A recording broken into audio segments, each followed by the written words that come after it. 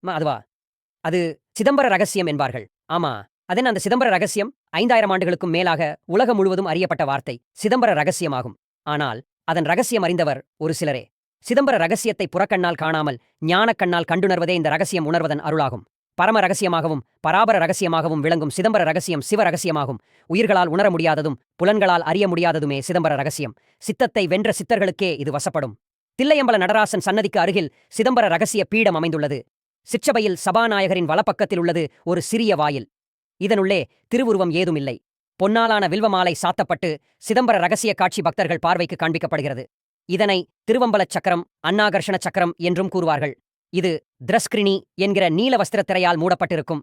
திரை அகற்றப்படும்போது கற்பூர ஆரத்தி காட்டப்பெறும். ஆரத்தி காட்டப்படும்போது அங்கு சிலையோ வேறு காட்சிகளோ தென்படாது.